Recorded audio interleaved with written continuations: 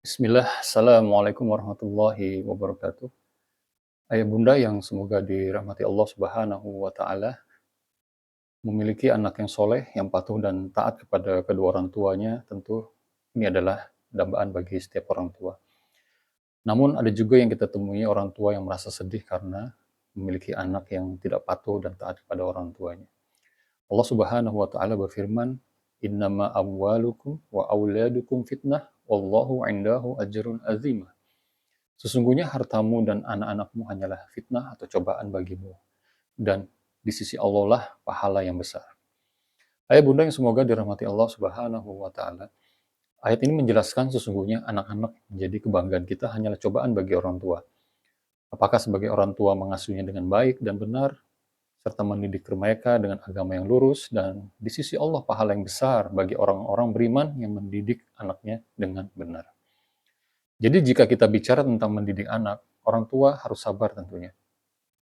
Ada orang tua yang keras dalam mendidik anaknya, yang pikir mungkin dengan cara seperti itu akan meluruskan anaknya. Silakan jika ia berpikir seperti itu. Karena anak itu memang berbeda-beda karakternya. Ada anak yang dikerasin, maka ia akan berontak. Ada anak yang perlu kelembutan, ada anak yang perlu diajak dengan bicara dengan hati-hati. Menasihati anak remaja yang beranjak dewasa kerap menjadi tantangan bagi orang tua. Sebagai orang tua harus mengetahui cara menasihati anak remaja kita.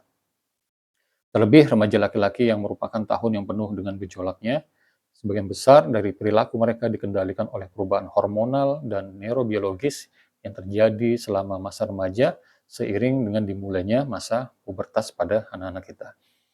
Selain itu, otak remaja yang masih terus berkembang, area otak yang bertanggung jawab atas penilaian dan pengambilan keputusan yaitu korteks prefrontal belum sepenuhnya matang hingga pertengahan usia 20-an. Oleh sebab itu, orang tua perlu mengetahui cara mengasuh anak remajanya dengan baik dan benar. Pada masa-masa ini, anak remaja cenderung menarik diri saat mengalami kesulitan, sehingga ia membutuhkan dukungan dari orang terdekatnya, baik itu keluarga maupun orang tuanya. Ada beberapa cara menasihati anak-anak remaja kita. Yang pertama, pakai bahasa yang mudah dipahami. Orang tua hendaknya menasihati anak remaja menggunakan bahasa yang mudah dipahami oleh anak-anak kita. Kemudian jangan bertele-tele. Gunakan kalimat yang praktis dan tidak bertele-tele saat menasihati anaknya. Orang tua bisa membuat daftar poin yang jelas mengenai hal-hal yang ingin disampaikan.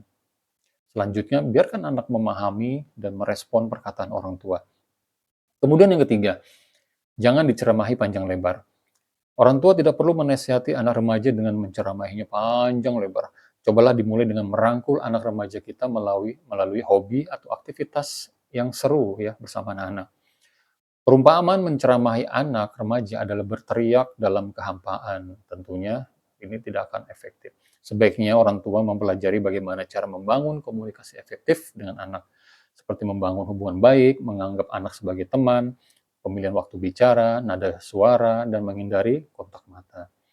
Kemudian yang keempat, cari waktu yang tepat. Cara menasihati berikutnya adalah dengan pemilihan waktu yang tepat. Pastikan anak dalam kondisi mood atau hati yang baik. Bicara dengan anak dalam keadaan mood yang baik. Menariknya, banyak remaja laki-laki yang lebih mudah diajak berkomunikasi sembari melakukan aktivitas yang disukai.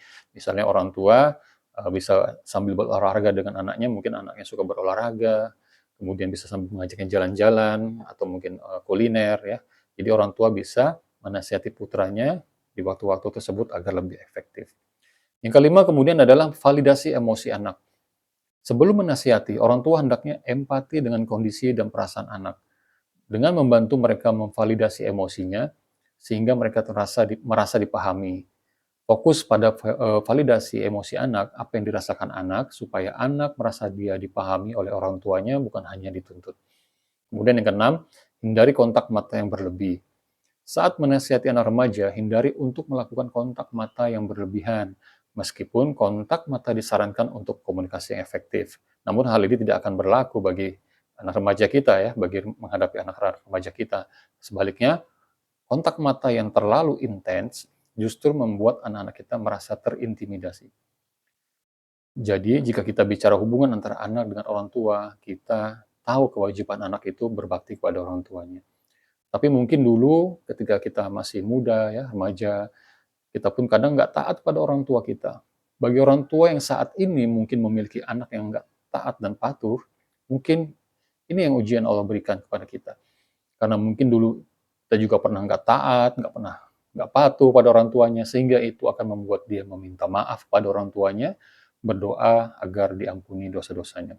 Kemudian yang terakhir, kita sebagai orang tua, ya, sering-seringlah berdoa untuk anak-anak keluarga kita.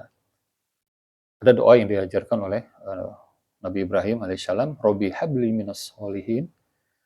Ya Allah, ya Tuhanku, anugerahkanlah kepadaku seorang anak yang termasuk orang-orang yang soleh. Ada doa lainnya, Robbana hablana min azwajina wa dzurriyyatina qurrata a'yun waj'alna lil muttaqina imama. Banyak-banyaklah membaca doa tersebut dengan harapan agar anak-anak kita ditetapkan hatinya di atas agama kita. Wallahu a'lam bishawab. Barakallahu fikum. Assalamualaikum warahmatullahi wabarakatuh.